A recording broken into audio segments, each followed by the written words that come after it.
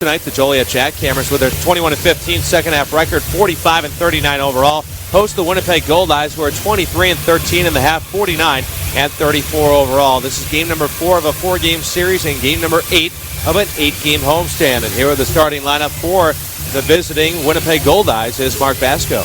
All right, thanks very much, Bryan. It will be Pat Scalabrine, third baseman, leading off. And after that, you've got Max Poulin, the shortstop, batting 2. Harry Barrios, the right fielder, hits 3. Darryl Brinkley will DH and bat cleanup. Greg Morrison is your 5-hitter. He is the first baseman. TJ Soto in left field, batting 6. Blair Barbier, the second baseman, batting 7. Andy Larned is the catcher, batting 8. And Mike Forbes in center field to bat 9. So again, Scalabrine, Poulin, and Barrios up top. Brinkley, Morrison, Soto in the middle. Barbier, Larned, Forbes, bottom 3 for the Goldeyes. Defensively for the Joliet JackHammers, Corey Paul is in left field, Jermaine Allensworth in center, Matt McKay is in right field. Around the horn of the infield at third base is John LeCaff. At shortstop, Stan Frillett. At second base is Gabby Delgado, and at first base is Josh Loggins. The battery consists of Jeff Goldbach behind the plate, and on the mound is number 17, Rich Hyde, a 6 feet tall, 185-pound right-handed pitcher who resides in Mississauga, Ontario, Canada. And on the season, Rich Hyde, he comes into this game with a record of 11-4 with a 3.23 ERA. That's in a total of 18 games, all starts, 4 complete games, 1 shutout to his credit, 122 and 2/3 innings. He has given up just about 1 hit per inning with 120. He has struck out 79, and opponents are batting at .256 against him. Now, I stress the 79 strikeouts because he needs 6 more strikeouts to have reached 1,000 in his pro career. He also needs 1 more win to set a new high mark for him for most wins in this season, and this is season number 14 in the professional ranks. So Rich Hyde is all set to go with Pat Scalabrine stepping up into the batter's box on the right side. Scalabrine with a batting average of .323, 19 home runs, 61 knocked in. The first pitch of tonight's ball game is looked at for a strike, and the count is at 0-1. Of course, the game, there's great things about the 79 strikeouts, 22 walks is all. And pretty much, as we say, just about every time he takes the mound, it's 1 or 2 walks at the most in any outing for Rich Hyde. Next pitch down and away, and the count 1 ball and 1 strike. The Joliet JackHammers are wearing their home white uniforms with the blue numbering and lettering. They have JackHammers written across the front of their jerseys. As Hyde kicks and deals the third offering, it's looked at just off the plate, and the count is at 2-1. JackHammers have the all-black caps on with the Joliet JackHammers logo on the front. Goldeyes have the blue tops on today with the white numbers on the back, and the Goldeyes logo on the left side of their chest as the next pitch is down and away, and the count moves to 3 balls and 1 strike. The Goldeyes have the gray bottoms on. They're wearing the blue caps with the Goldeyes logo on the front. Just underway here at Silver Cross Field. Cloudy skies above. The lights have been turned on. The 3-1 pitch. Swung on and missed, and the count 3-2. Great slider down and away from the right-hand batter. Swung over the top of that one. That one slid quite a ways from pretty much inside to outside that strike zone. Pat Scalabrine, who comes into this ball game for the Winnipeg Goldeyes, is one of their top hitters. He swings and misses, though, at the next offering for strike 3. 2-strike pitch works so well. Let's try it again and gets him for strike 3. So with 1 down in the top of the first inning, that brings up Max Poulin, the shortstop. Poulin comes into this game with a batting average of .269, 1 home run, and 35 knocked in. He steps up into the batter's box on the left side, leading this ball club with 4 triples. This is a ballpark that features 330 feet down the left field line and 327 down the right field line. The next pitch is fouled off to the screen, 0-1. 400 feet to straightaway center field, an 8 feet high wall from foul pole to foul pole, except in straightaway center field, where it's an 11 feet high wall. Billboards cover the wall, except for in straightaway center field, where it's an all-green background. Kick and the 0-1 pitch. Swung on and fouled to the backstop, and the count is at 0-2. The wind is blowing lightly from right to left across the Spaceball Diamond. Very humid conditions here at Silver Cross Field. A warm night. Very enjoyable evening as he kick and the 0-2 pitch. Swung on and grounded right side. Ranging to his left as Gabby slid to it feet first. Gets to his feet. Throws on over to first, but not in time. It's Max Poulin legged out an infield single. Well, most others in this lineup, that would have been an out, but Poulin can really pick him up and lay him down, and Gabby did a great job going to the outfield grass. Fields it, spins on his knees, gets up, throws, and It's a great throw, but again, Poulin just able to leg that one out. The umpire crew today is Hank Himinen calling the balls and strikes. Mark Hackelberg, who is right on top of that last call, he's over at first base, and Rob Zelinka is over at third base. With one out and one man aboard, Max Poulin, who has 13 stolen bases, one of a handful of Goldeyes in double digits in stolen bases. Team that has stolen 93 on the season. He's over at first base to kick down the first pitch. And Harry Berrios is down and away, and they count 1 ball and no strikes. Berrios enters this ball game with a .331 batting average, 7 home runs, 59 knocked in. He leads this team with 118 hits on the season. Stands up there on the right side as the 1-0 pitch is swung on and lined into left field for a base hit. Next, Poulin advances to second base, and he will hold up there as Berrios connects for a single. There are 2 hits in this top of the first inning, back-to-back. I'll pitch up in the zone, and Berrios, a very good hitter, good seasoned veteran in this league. He didn't miss it in his wheelhouse, and he hits it hard to left field for a single. So with 1 out and 2 men aboard, that brings up Darrell Brinkley, the designated hitter. Brinkley batting at .335 with 7 home runs and 34 knocked in. He was levied a 3-game suspension for his bumping the umpire a couple of games ago as he swings and misses at the first pitch on the count 0-1. But since he is appealing, that shall wait. Most likely he'll get 1 game on the suspension, and he most likely will serve that in the next series, which they will play Schaumburg at Schaumburg before they head on back north. And yesterday, he won the game for this team with a home run in the 11th inning as he thought about bunting, laid off as the pitch went downstairs, and they count 1 ball and 1 strike. Scoreless ball game just underway. Bryan Dolgin and Mark Vasko with you. Fans still filing into this ballpark on a Money Monday. First 1,000 fans received an envelope of money. The 1-1 pitch is down and away, and the count is a 2-1. Either a $1 bill, a $5 bill, a $10 bill, 20, 50, or even a $100 bill. We're in 1,000 different envelopes. One of the best promotions I've ever heard of. We're going to pay you to come to the ballpark. Sponsored by First Midwest Bank. Brinkley awaits on the right side as Hyde comes set, looks back to second. The kick in, the 2-1, swung on and fouled off into the JackHammers dugout, and then ricochets down the ramp of the leads into the dugout, and the count is at 2-2. Well, speaking of his suspension, if that gets lessened even by a single game, if I'm the umpires in this league, I'm very unhappy. No doubt. Because that was just blatant. He's lucky he only got 3. I mean, it was a full-on charge and body bump that knocked the umpire backwards. 2-2 pitch, swung on and fouled off right side out of play, and the count stays at 2-2. Well, this season, different from the previous 2, there are cameras in the ballpark. There are TV cameras, thanks to the in-house camera system, and also the fact that our games are televised on the internet at JackHammerBaseball.com. So the tape has gone to the league office, FedExed overnight. So the commissioner will review it tomorrow and make his ruling. It's a 2-2 pitch, swing and a miss for strike 3, and there are 2 outs. Well, a great pitch right when Doc needed it, too. He really needed a strikeout there, and he gets it with another good off-speed. A good break on that pitch, and again, swinging over the top. That breaking ball is Brinkley for the 2nd strikeout of the inning. 996 strikeouts in Rich Hyde's illustrious career that has featured a climb up to the AA level in the San Francisco Giants organization, and then also many years for the Sioux Falls Canaries, and now 3 years for Joliet JackHammers. 2 outs and 2 aboard for Greg Morrison, who looks at first pitch for a ball, 1-0. Morrison batting at .322 with 10 home runs and 45 knocked in. This is a scoreless ball game. We're just underway. It's only the top of the first inning at Silver Cross Field. Poulin's at second, Berrios at first. Hyde comes set to kick in the 1-0 pitch. Looked at for a strike on the inside corner, and they count 1 ball and 1 strike. You know, a stat that probably doesn't surprise any of us. We've talked before about Steve Hecker, how he's so much more effective at home as opposed to the road. And we've seen some visiting pitchers, same thing, much different ERAs, home and road. For Doc Hyde, almost identical. I mean, it's pretty astonishing. 1-1 pitch is grounded sharply foul just off the screen, the protective screen in front of the JackHammers dugout. And now about 5 JackHammers have decided, you know what, this front row seat, it's not for me. And they all climbed down the steps and went up to the bench underneath the protective overhead covering on the dugout. Say no thank you. His home ERA, 3.06. His road ERA, 3.36. Hyde's 1-2 to Morrison, swung on and missed for strike 3.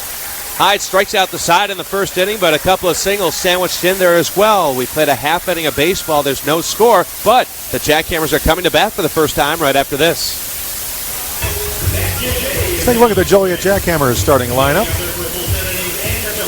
Jermaine Allensworth, center fielder, leads off. Gabby Delgado, second baseman, bats 2. Corey Paul, left fielder. He'll hit 3. Bubba Smith will DH at cleanup. Josh Loggins, first baseman, to bat 5. John LeCap, third baseman, batting 6. Jeff Goldbach, catcher, batting 7. Matt McKay, right fielder, batting 8. And Dan Furlett, shortstop, to bat 9. So Allensworth, Delgado, Paul up top. Smith, Loggins, LeCap in the middle. Goldbach, McKay, Furlett, bottom 3 for the JackHammers. Defensively for the Winnipeg Goldeyes, T.J. Soto in left field, Mike Forbes in center, Harry Barrios in right field. Around the horn of the infield, Pat Scalabrini is at third base, Max Poulin at short, Blair Barbier is at second, and Greg Morrison at first base. The battery consists of Andy Larned behind the plate, and on the mound is number 12, Roger Luque, 6 feet 1 inch tall, 175-pound lefty who resides in Caracas, Venezuela. Kick in the second offering. It's looked at for a strike, and the count 1 ball and 1 strike to Jermaine Allensworth, who's batting at .311. 4 home runs and 23 knocked in, but the stat that sticks out for Jermaine, he leads this team with 22 doubles. Kick in the 1-1 pitch. Looked at down and inside, and the count is at 2-1. This JackHammers lineup, Mark Vasko, is a ball club that features a lot of record breakers because this year, the offensive attack a lot greater than it was over the first 2 seasons. Jermaine leads in doubles. Josh Loggins, the leader in home runs and RBI. His next pitch, he did go around on the swing, and that is for strike 2, and the count is at 2-2. Bearing in on his hands, he just couldn't turn away quickly enough, and when he did turn, the bat head came around with it. Jermaine Allensworth also 1 run away from owning that record. As the next pitch is lined out to left center field. That'll get down for a base hit. Allensworth will round first base. He will hold up right there. The leadoff man is aboard in the bottom of the first. Well, this offense has been much more potent this season. One of the reasons, obviously, why they were a first-place team, coupled with the great pitching and the defense that we've seen. But that's the interesting thing about that to me. We know how much more successful it's been, and yet if you look at it comparative to the league, we're still second to last in team batting average in the league, and somehow those things don't add up. Okay, we've got all these home runs. We have men on base all the time. Allensworth's done a great job leading off. LeCap's been great. Loggins all-star, and then you look at our team batting average and go, how did that happen exactly? Yeah, you're right. It was such a slow start for this ball club too. I just wonder how much that has contributed to the fact that team batting average is still just at 260 range. The next pitch is bunted up in front of home plate, picked up by Luque. He'll go to first base. The sacrifice bunt is completed as Gabby Delgado is retired on the play. 1-3 on the putout. Well, that's something else this team has done very well, is move runners along via the bunt, whether it was LeCap in the 2 spot or Gabby now, or whoever they put in there. They get the bunt down and move the man along, and it's usually on the first try, not the second or third. I mean, this is a very good fundamental baseball team. Very unselfish play also for Gabby, who's on a 7-game hitting streak entering today's ball game. So here is Corey Paul, the left fielder. For the Joliet JackHammers, he's batting at .297, 10 home runs, 47 knocked in, combined between here and the Fargo-Moorhead Redhawks. He has an RBI opportunity, but it is a lefty-lefty matchup. The next pitch is down and away, and the count 1 ball and no strikes. And that lefty-lefty thing didn't pan out too much for the Goldeyes yesterday with David Glick and Corey Paul. When Corey Paul faced David Glick the southpaw on the mound, he was walked a couple times. Ultimately walked 3 times for the ball game. Here's the kick and the 1-0 pitch. Swung on and driven in the air to center field, going back on it. It's Mike Forbes. He backpedals, sets up, makes the catch. Tagging up is Allensworth. He'll take his way towards third base, and he'll get there no problem standing up. Well, Corey Paul hit it awfully well. Problem was, again, to the deepest part of the park, straight away center field. So it's at about 380, but it's 400 to dead center, but it's certainly deep enough to advance the speedy Allensworth the third. Here's the Northern League's Player of the Week, Bubba Smith. He's batting at .282 with 6 home runs and 32 knocked in. That's 32 RBI in 30 games played. No score, bottom of the first inning, an RBI opportunity for Bubba with Allensworth aboard at third base. A kick in the pitch outside, 1 ball and no strikes. He hit a rocket out over the left field wall with 1 out in the bottom of the 9th inning last night. Or yesterday afternoon, rather. It ended up being last night, though, when it was all said and done. Bubba waits on the right side. The kick in the next pitch. Did he hold up on the swing? Doesn't matter. Went in for a strike, and the count 1 ball and 1 strike. Bubba, who wears number 34 on his jersey, a fan favorite, 6'2", 245-pounder. Underneath that helmet is a bald head. He sports the goatee as well. Kick in, the 1-1 pitch. Swung on and lined out towards the right field corner, but this ball will get down fouled into the JackHammers bullpen. And the count is a 1-2 strikes. But that's even evidence of why he is such a great hitter right there. Pitch on the outside part of the plate. He's a home run hitter, but he's not trying to pull everything. He's going to try to drive that one down the line and get the run in that way, and it just went a little bit foul. Allensworth over at third base. He led off this inning with a single. Sacrificed a second, moved to third on a flyout. Next pitch is lined out to right center field. That'll find its way down for a base hit. Bubba Smith with an RBI single, and the Joliet JackHammers have a 1-0 lead in the bottom of the first inning. Give him yet another RBI, 33. And just another outstanding piece of hitting. Gets the ball down and away, and he just goes with it, dumps it into right center field, gets the man in, gets a base hit, does what he has to do to drive in the run.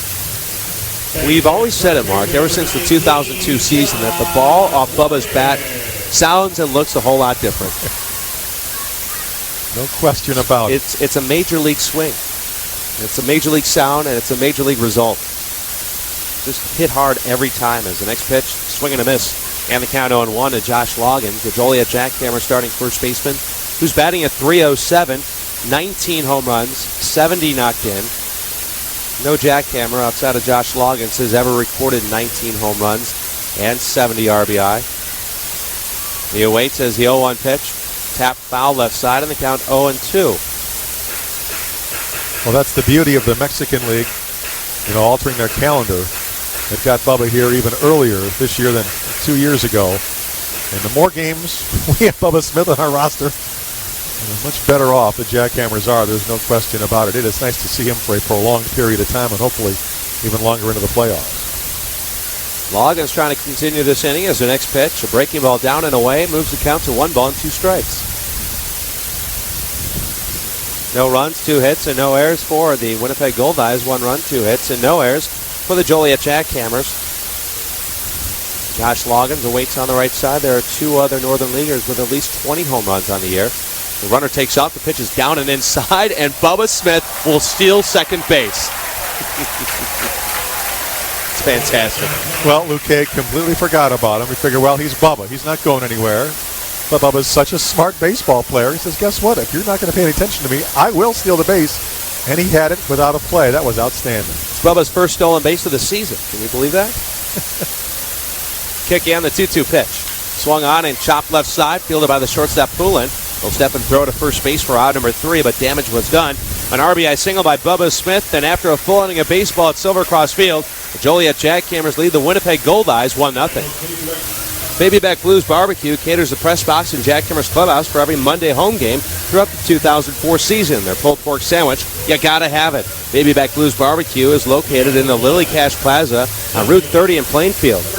Baby Back Blues Barbecue can be contacted at 815-254-6939. Did we mention their pulled pork sandwich? You gotta have it. That's Baby Back Blues Barbecue. First pitch is lined out towards left field for a base hit. It's rounding first base, and on his way to second base is TJ Soto. He'll get there no problem as the ball had made it all the way to the warning track and to the wall, and Soto has a leadoff double.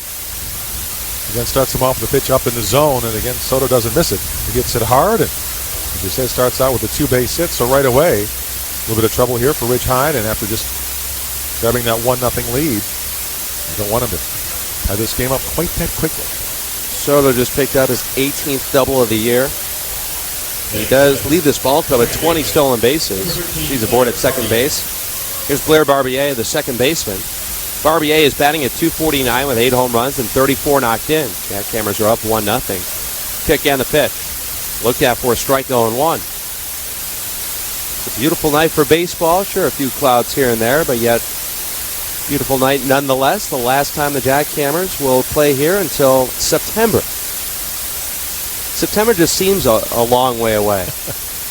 As the 0-1 pitch is swung on and lifted in the air out towards right field, towards the corner. Matt McKay on the run towards the line, reaches out, makes the grab for out number 1, fires the throw towards third base, but off its mark a bit, and moving into third base is TJ Soto. Well, but McKay did all he could do with that when he kind of rounded that one. So he could have a little head of steam towards third, and he threw an absolute rocket towards third base, but It's a little off the line, but it wouldn't have made any difference. Great play, but deep enough to where there's no chance of stopping that man advancing a base. So now just a sac fly away from tying up this ball game is TJ Soto as Andy Larned, the catcher, steps up into the batter's box on the right side with a batting average of .234, 3 home runs, 19 knocked in. Infield drawn in with one out, the kick and the pitch. Looked at for a strike, 0-1. Rich Hyde did strike out 3 batters in the first inning and has 997 strikeouts in his pro career. The right-hander with his body squared up towards third base, trying to get out of this jam and keep it a 1-0 Jackhammer lead. Kick and the 0-1 pitch.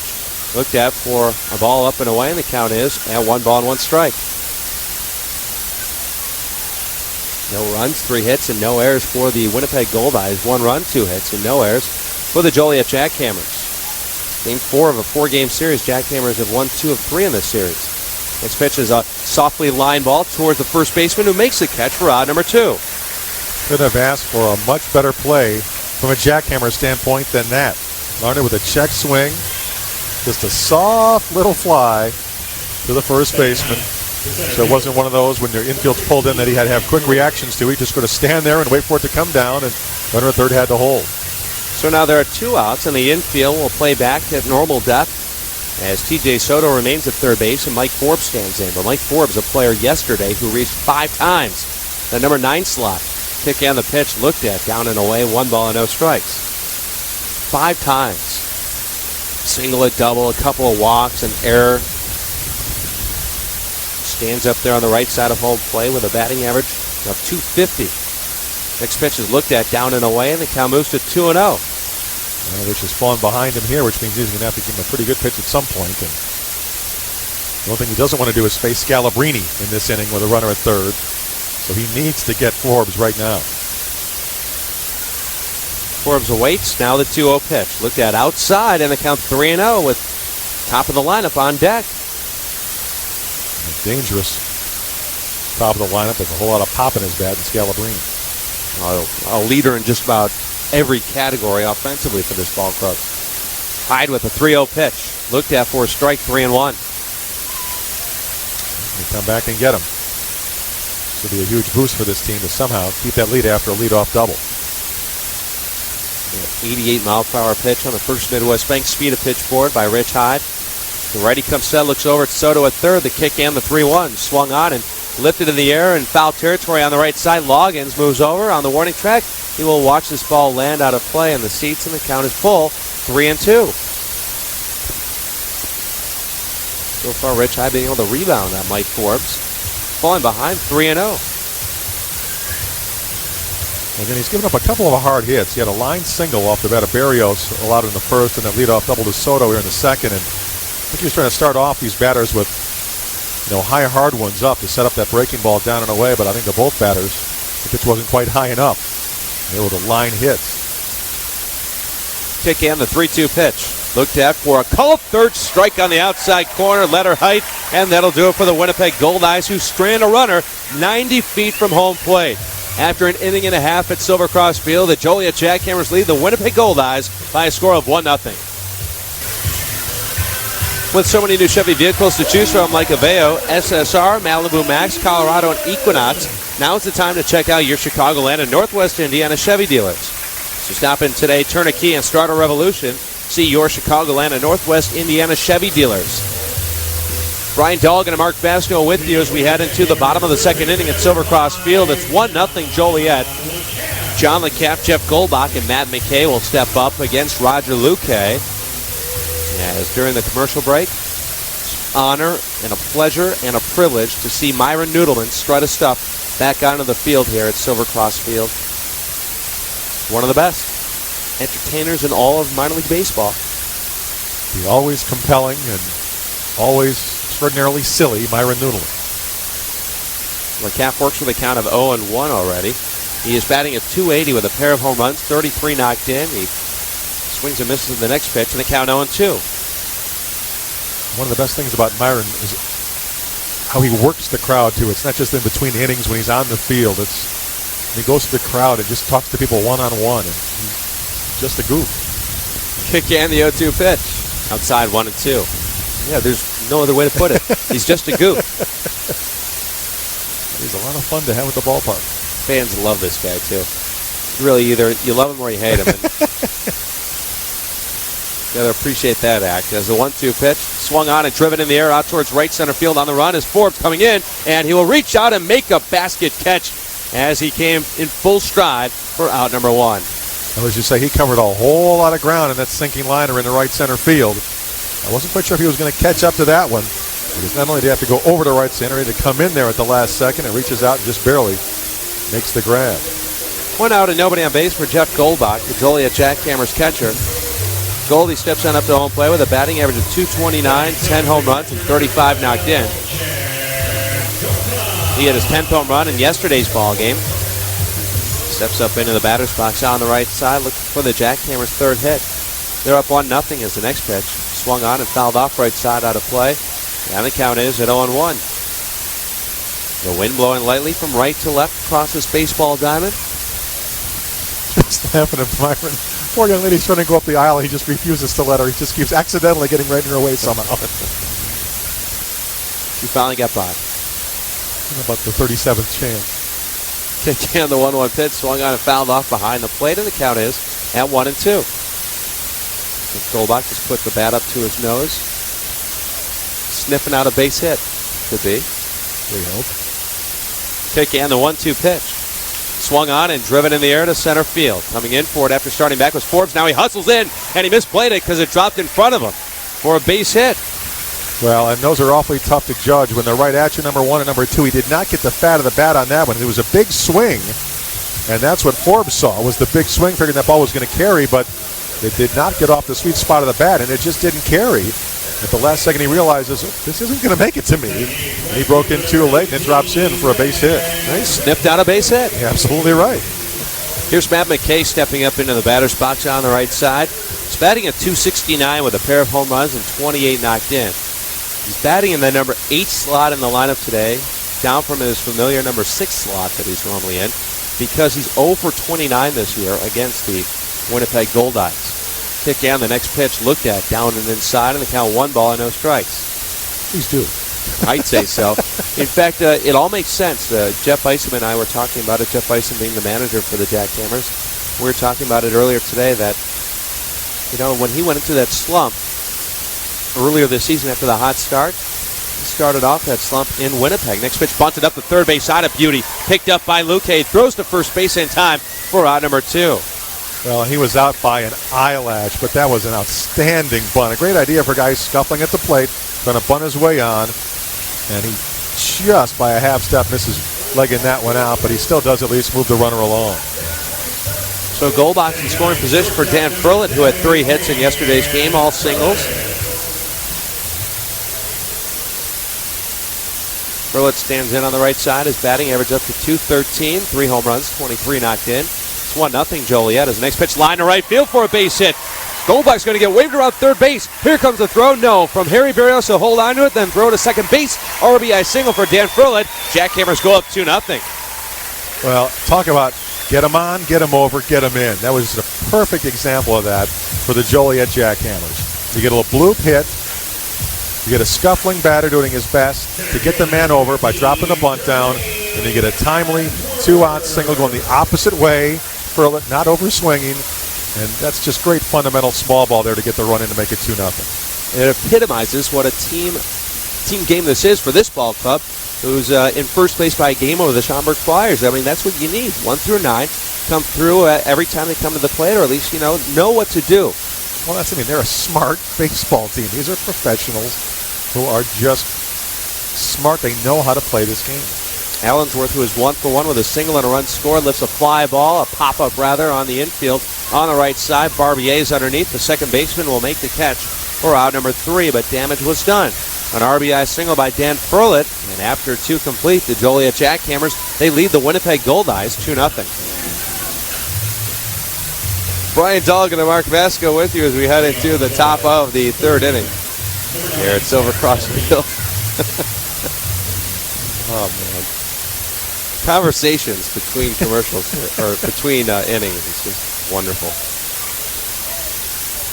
We have a sliding door here in the press box that divides the home radio booth and the main part of the press box. The next pitch is fouled off right side out of play.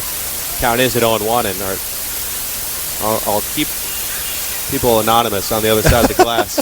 That's better that way.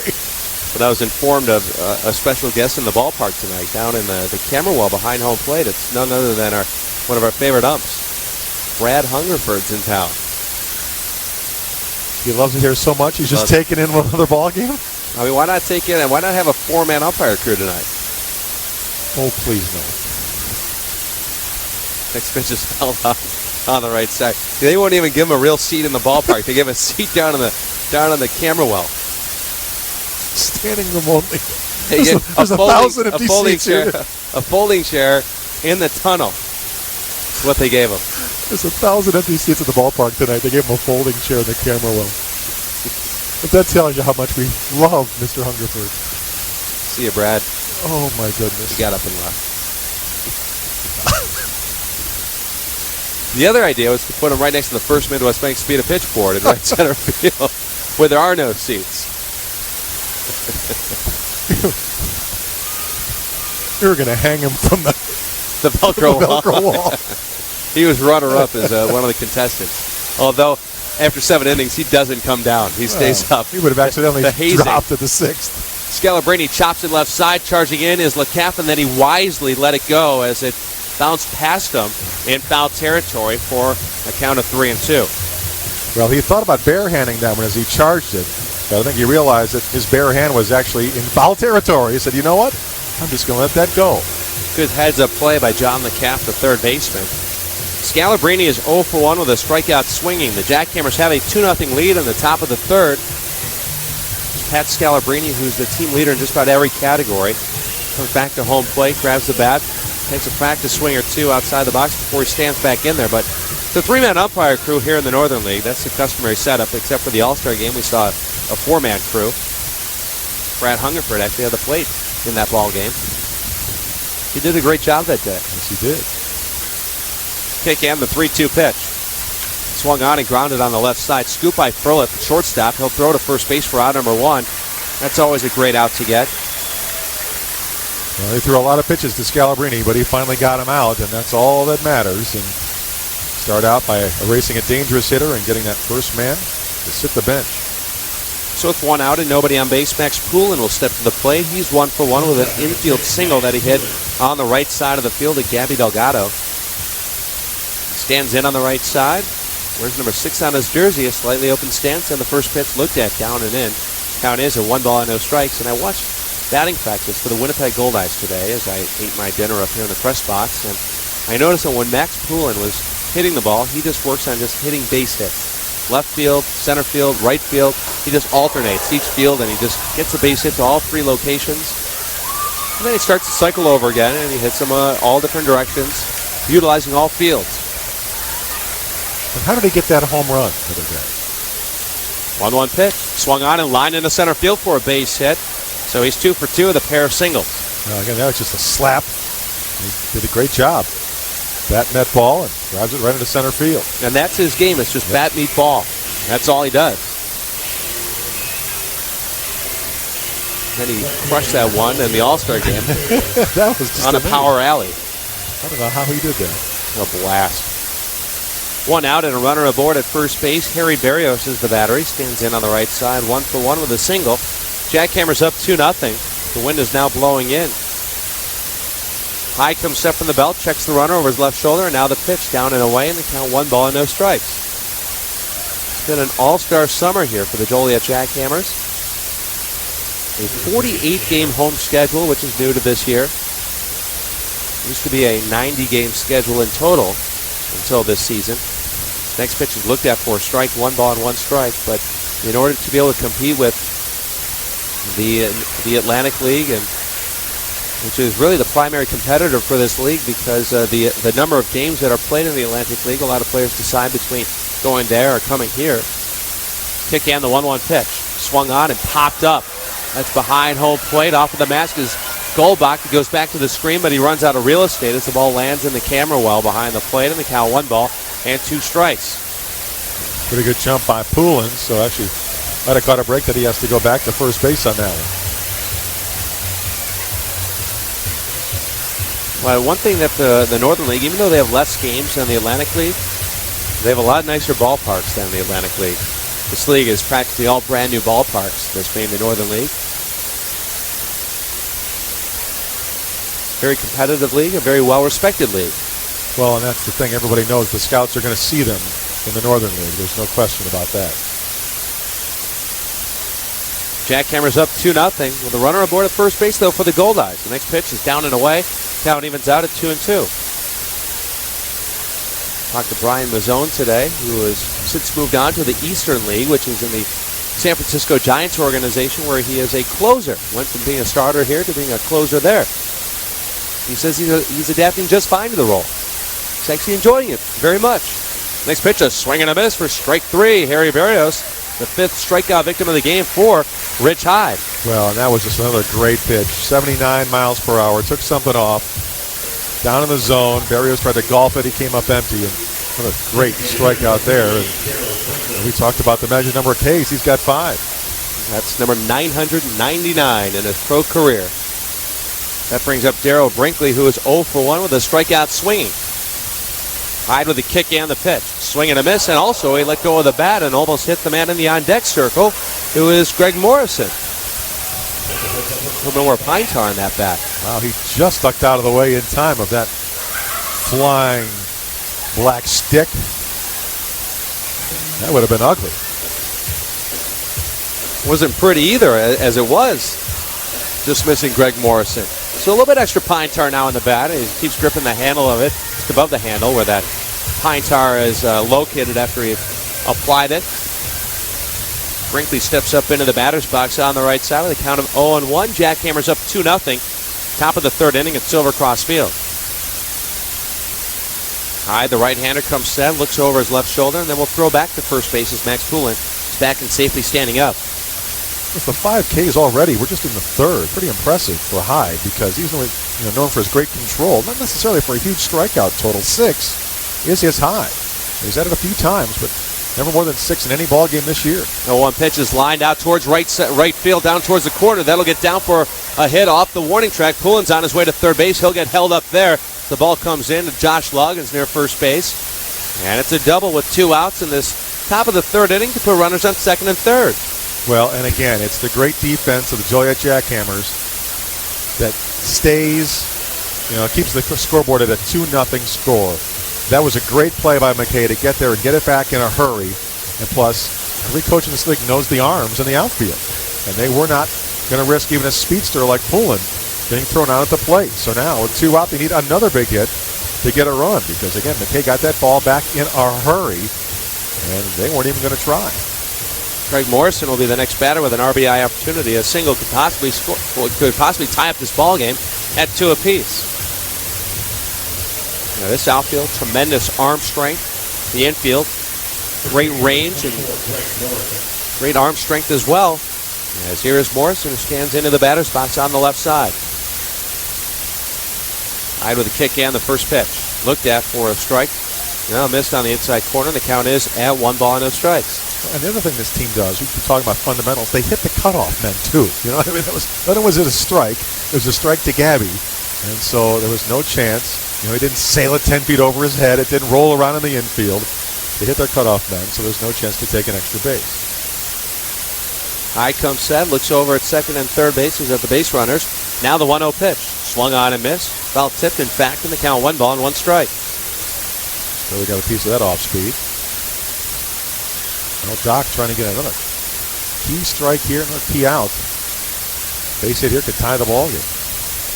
Kick and the 1-1 pitch. Swung on, a hot shot, left side scoop by Frillett. JackHammer shortstop throws to first base for out number 3. Great play by the JackHammer shortstop defensively, and that leaves 2 men on base, both in scoring position. And we head to the bottom of the 3rd inning. JackHammers lead the Goldeyes 2-0. Numbers 2, 3, and 4 will head to the plate against Roger Luque here in the bottom of the 3rd inning. JackHammers are up 2-0. Gabby Delgado, Corey Paul, and Bubba Smith will be the scheduled 3 batters. Gabby's on a 7-game hitting streak. That's all 7 games that have preceded this game on this homestand. He steps up into the batter's box on the right side. Kick and the first pitch looked at, down and in, and the count is 1 ball, no strikes. Gabby had a sacrifice bunt his first time up, and that's part of that unselfishness that we talked about during the early course of this ballgame through the first couple of innings, when we have guys that are laying down sac bunts, guys who are moving over base runners with flyouts that are hit to the right spots to allow base runners to move up. Kick and the 2-0 pitch. Looked at downstairs, caught the strike zone though, and the count 2-1. It's flat out. Players getting the job done, and Gabby Delgado is just one of the many tonight that have done so to make this a 2-0 ball game. Well, they know with Doc Hyde on the mound, just get him a couple runs, frankly. That's why you scratch a couple across there. Oh, you're in good shape. 2-1 pitch, a swung on, shot back towards the middle of the infield, and that'll find its way into center field for a base hit.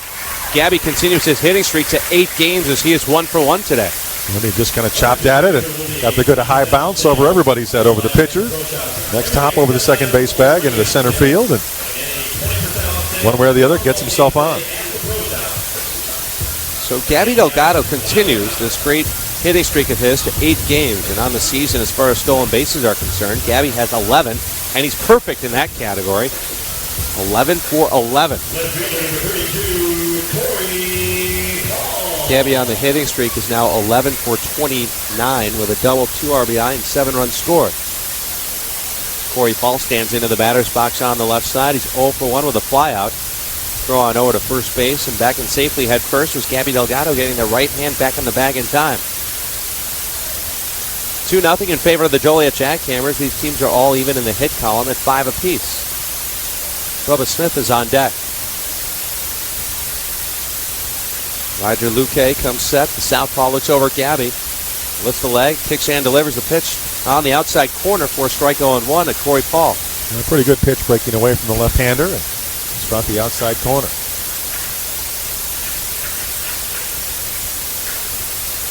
Corey Paul, the veteran left fielder for the Joliet JackHammers, trying to make something happen here.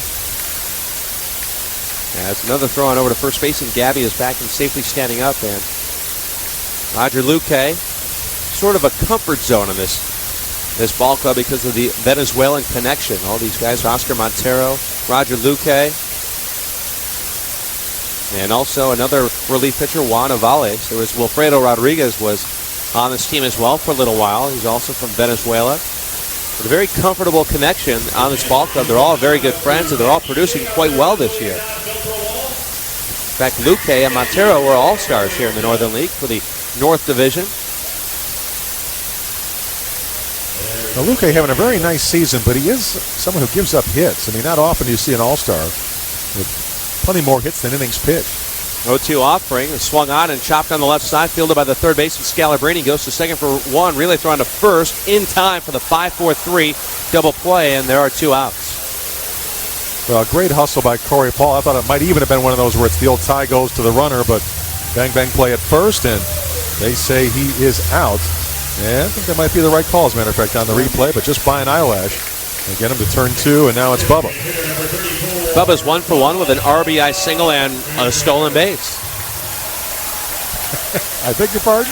Exactly. First pitch. Looked at down and away, 1 ball and no strikes. Roger Luque, who has given up 5 hits today and has surrendered 2 runs, both earned. Kick and the 1-0 pitch. Looked at, down and inside, and the count 2-0 to Bubba. Luque got the win his last time out at Gary.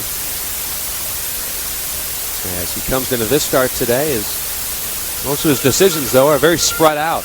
Well, and he only went 5 2/3 that last time out, too, which is kind of interesting for him, because before that it was 2 8-inning outings in a row. This pitch missed, and the count 3-0 to Bubba. But he has been touched for some runs. It's been 4 runs, 5 runs. It's been a while since he's really shut a team down. Nobody on base, 2 outs, bottom of the third, the 3-0 to Bubba. Looked at down and away. They weren't going to give him anything good to hit. And Bubba Smith draws the walk. He heads on down to first base with 2 outs, but here comes Josh Loggins. Well, see, that's where you can pay for that. You can pitch around Bubba all you want, but you know what? Loggins, he doesn't look like it compared to Bubba, but he's just as much of a threat to hit one out of this ballpark as Bubba Smith is. 19 home runs on the season for Josh Loggins as he steps up into the batter's box on the right side. He's 0 for 1 with a ground out. JackHammers are up 2-0. As Luque comes set, looks over at Bubba at first base. The kick and the pitch. Swung on, a hot shot right side. Off the glove of Blair Barbier and into right field. Rounding second base on his way to third is Bubba. He'll get there no problem. JackHammers have runners at first and third on the single to right field by Josh Loggins. And a great hustling play by Bubba to make sure he gets to third base on that play. Good attempt by Barbier. He dove, and as he dove towards the right field line on the outfield grass, the ball tipped off his mitt, and as he was laying face down, he looked up at his mitt like, how did that not land in my glove? And then he just put his face right back in the grass like, oh no. But again, nice job by Berrios to charge it, but again, Bubba hustling all the way, gets himself to third base. What I like best about that play happened even before there was a pitch. Luque looked over at first base before he came home. Worried about the base runner, Bubba Smith, who stole a base on him earlier tonight. You have to be. Bubba only had about a 2-foot lead, though, on that before that last pitch. And here's John LeCaff, the kick and the pitch. Swung on a chop foul left side, and the count 0-1. Again, talking about Luque, we're talking about an all-star, but 6 different times this year he's given up double digits in hits. So this is someone that you can put the ball in play again. He did allow 10 hits against the Joliet JackHammers on June 24th at Winnipeg. 4 2/3 innings worth of 10 hits allowed, 7 runs, 5 earned, no decision that day, 2 walks and no strikeouts. Well, no strikeouts here today. And Luque has walked 1 batter. He's given up a total of 2 runs on 6 hits. I'd like to think that perhaps JackHammers will have another one of those ball games against Luque that they had earlier this season. As Luque gets a sign from his catcher, Larned, now comes set. Kick and the pitch. Loggins takes off. The pitch is inside. No throwing down a second, and Loggins has stolen a base. Well, it might seem harmless now with 2 out, but LeCaff, a very good singles hitter. And again, he dumps a base hit in somewhere. It could be 2 more key runs here. 13 stolen bases on the season for Josh Loggins. I mentioned about all the different categories he leads in. So does stolen bases he leads in. Second and third are the base runners. LeCaff, who is 0 for 1, awaits on the right side. Luque's kicking 1-1 pitch. Swung on and grounded on the left side. Scalabrini's up with it. The third baseman throws to first base for out number 3. No runs, 2 hits, no errors. 2 men left on base in scoring position. After 3 complete at Silvercross Field, JackHammers lead the Goldeyes 2-0. Top of the 4th inning is where we head. The Joliet JackHammers are up 2-0 over the Winnipeg Goldeyes. And here with the play-by-play on this hazy night in Joliet is Mark Vasko. All right, thanks very much, Brian. P.J. Soto, Blair Barbier, Andy Larned due up. 6, 7, 8 for the Winnipeg Goldeyes. JackHammers up by a pair as Doc Hyde delivers, and a fastball swinging and a miss. Up in the zone, he swings through it for a strike. Soto doubled back in the 2nd inning. They're down a pair, but they've had their chances. They've already stranded 5 runners in the first 3 innings against Rich Hyde. The 0-1.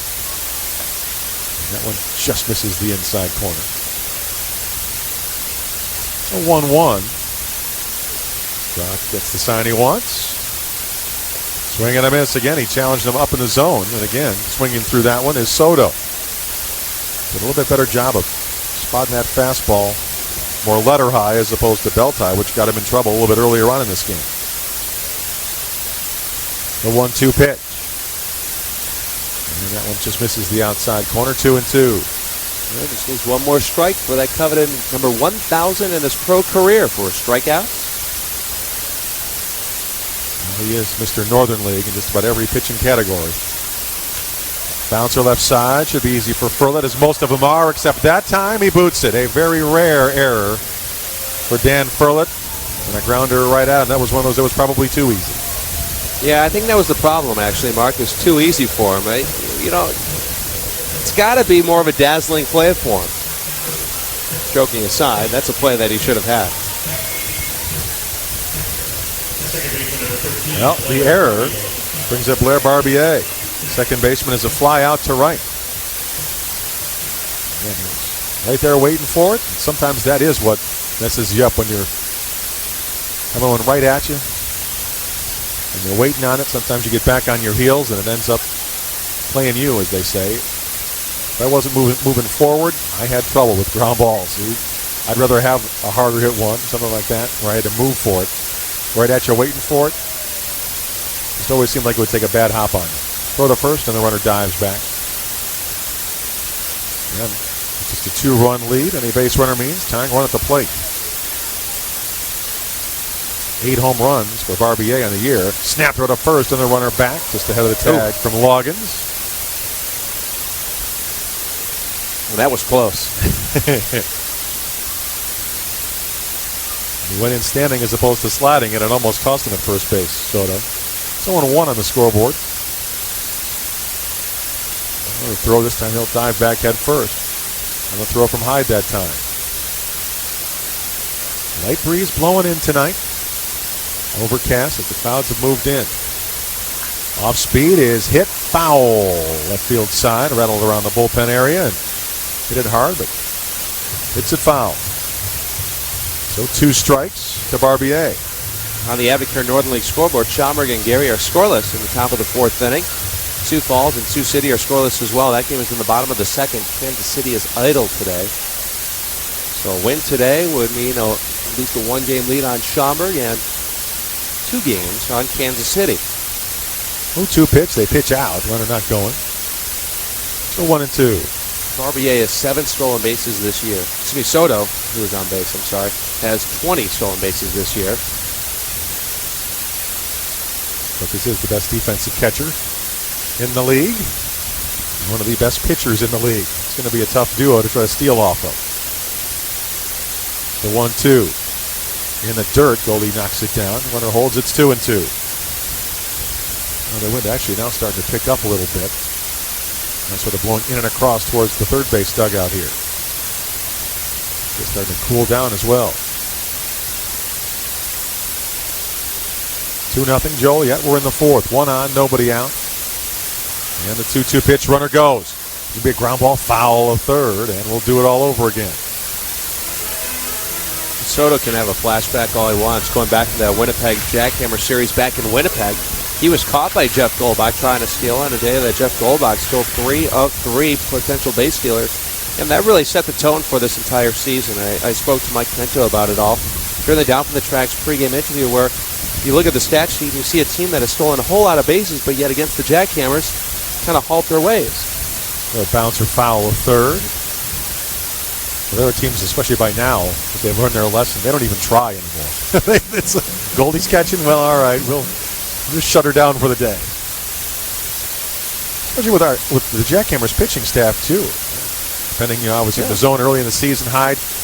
Base runners are going to be at a premium. You can't afford to run yourself out of innings. Rich Hyde's one of the best at picking off base runners too. And he tried again that time, and he'll dive back safely at first.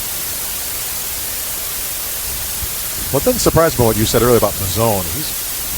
He's got a good competitive head on his shoulders. It doesn't surprise me he's starting to like being a closer. I pitch outside, 3-2. I said you could have a chip on your shoulder. I mean, every closer has a chip on their shoulder. You kind of have one. Plus that music you play. He's like, yeah, that's another good thing. Here's his music every time he goes to the mound now. And I'm like, what's the name of that stuff? And he said I don't even know the name of the song. It's by the band called Disturbed. High fly ball, deep left field, but back to the track. Paul will have room, and he'll make the catch. Runner will have to retreat to first base. And Hyde went deep into the count to Barbier, but he gets him out.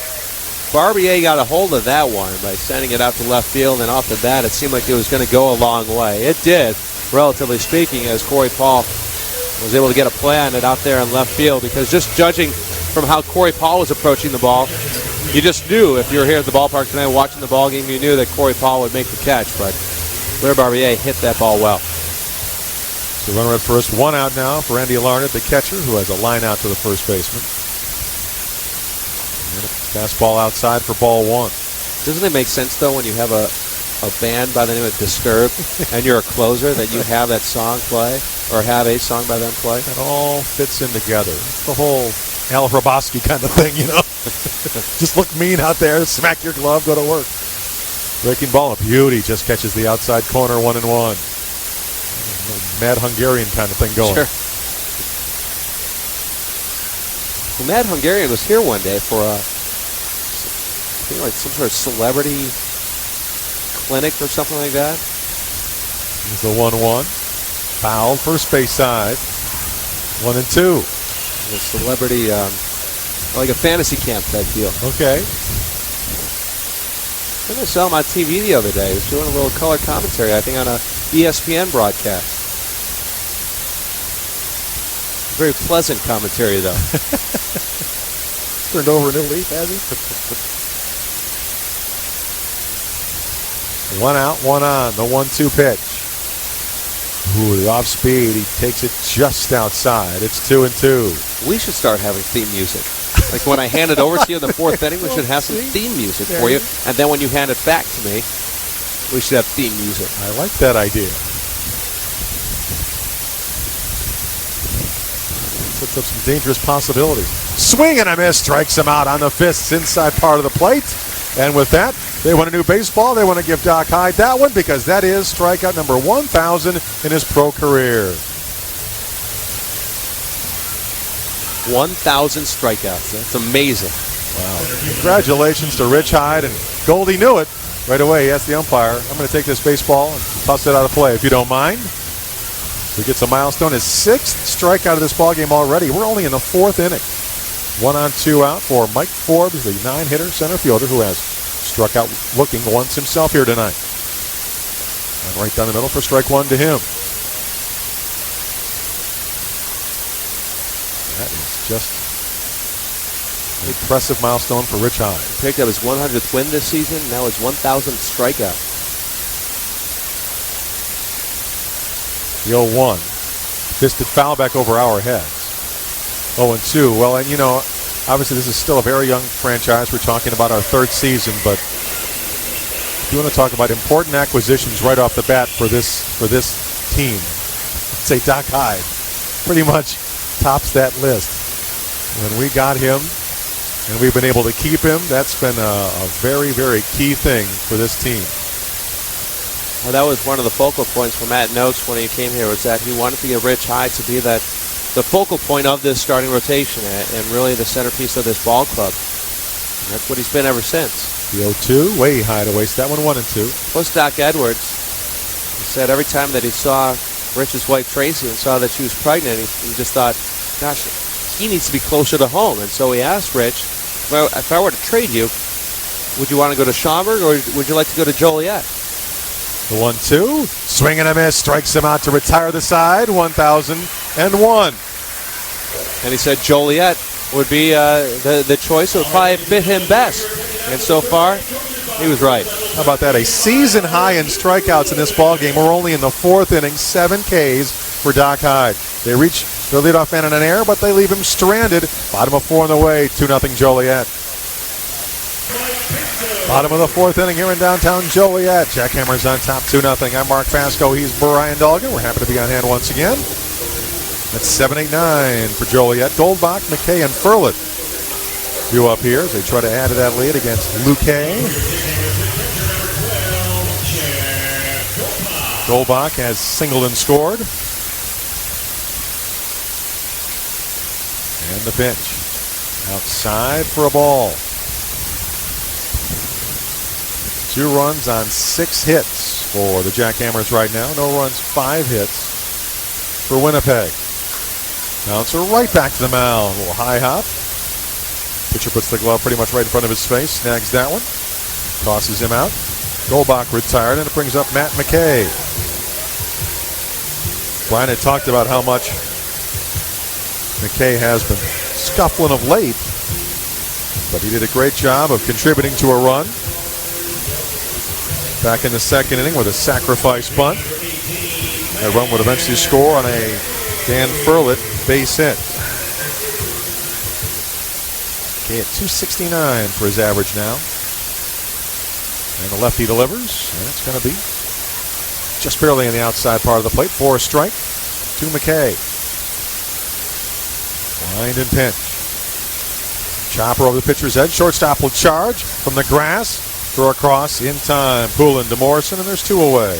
Isn't it just amazing how some teams, a player can just really have a career day every time out against them, and then there are other teams where you just have no luck whatsoever.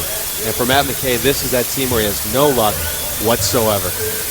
And it just seems like it has to be a coincidence. How could it possibly be with different pitchers, and no matter what, just can't seem to get it done. But you see that all the time. That pitch just high for Dan Furler to have the RBI base hit in that second inning.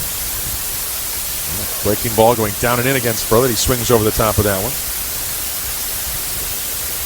1-1. Leadoff man Jermaine Allensworth on deck. 1-1 pitch. Swing and a miss. Got a fastball letter high, and he swings through it. 1-2. Base is empty, 2 out. And swing and a miss, strikes out. Chase that one down and away, and Furler goes down. A quick 1-2-3 for Luke Hay. No runs, no hits, no errors, and nobody left on. We're through 4 now. Still 2-0 Joliet. Welcome back. It's the bottom of the 5th inning where the JackHammers have themselves a 2-0 lead. They will try to add to that. Top of the order, Allensworth, Delgado, and Paul due up. And it's a chopper. Pitcher off the mound, third base side will field it. Beltire so throws across, and Allensworth is retired. And it becomes a 5-3, and there's one gone. So first we have Jim Rolfe, who stops into the booth, and then we have Senator Larry Walsh, who stops by the broadcast booth just to say hello. Just knock on the window and say hi. That's Gabby Delgado. Sack bunt back in the first inning, and a single in the third for Gabby. Luke Hay delivers. And a chopper left side. Going to be a tough play on the short hop. Scalabrini picks it up, throws, and gets him anyway. Nice job, and there's 2 down. Sweet play on the part of the third baseman, Pat Scalabrini. Played on a quick short hop on that, coming in from his third base post. And once he made that scoop, no problem whatsoever to throw on over to first base. Well, he has really settled down now. He got the JackHammers in a quick 1-2-3 last inning. Quick 2 outs here in the 5th, and now it's Corey Paul who has flied out and bounced into a 5-4-3 double play. 1 run in the first, 1 run in the second for Joliet. There's an RBI single by Bubba in inning number 1. A run-scoring single by Furlet in the second. Pitch will miss to Corey Paul. Bubba on deck right now, so I'd like to get Corey on base rather than have Bubba lead off the next frame. It's going to be a bouncer to the right side. Tough play. Matter of fact, it will get through. Second baseman Barbier can't get there, and it's the 2-out single for Corey Paul. After all, who likes Bubba in a leadoff role? Exactly. Let's have him out with a chance for an RBI or 2, as it were. So Bubba comes up. Bunch talked about his RBI single in the first. He also stole second in that inning. Yes, he did. And he walked in the third. I swear. Yeah, don't you have to say that again in your mind? I know. He stole second base. Wait a minute. He did? I was here. I saw it. I swear he did it. And the pitch to Bubba. Oh, it hits him. Well, Bubba will fling the bat down in disgust as that one caught him in the leg, and he'll walk down towards first, and that brings up Josh Longans now with a couple of men on base. Well, that's one way not to pitch to Bubba Smith. Just go ahead and hit him. Why make the effort to throw 4 pitches all out of the strike zone when you know you're not going to give him a good one to hit anyway? Hit up his left thigh. And there was nowhere to go to get out of the way of that one. He was throwing it right at him. I'm not saying intentionally, but it's one of those where it was right in the middle of his body. So there wasn't much he could do. 2 on, 2 out for Josh Longans. Was bounced to short. He was also single. He was stolen a base as well. A swing and a miss at a breaking ball on the first pitch. 1 strike. That's 2-0 JackHammers right now, but Josh obviously with 1 pitch could make it 5-0. Let's see if he can do that. LeCaff moves to the on-deck circle. The 0-1. Chop foul will roll towards the third base dugout. 2 strikes. The all-star starter, Josh Longans. A great all-around season he has had. We talked about steals and homers. He's been great defensively. Obviously hitting for average at .307. The 0-2 pitch. And a bouncer, a foul again, third base dugout. He kind of fought that one off to protect with 2 strikes. And we'll do it again. After 2 are out, we've had the single and the hit by pitch. Dolgin's ready. The lefty looks in. The 0-2. Swing and a miss. Got him with a good breaking pitch. And Logan strikes out. So the JackHammers get a couple on, but they leave him stranded. There was just the one hit, though.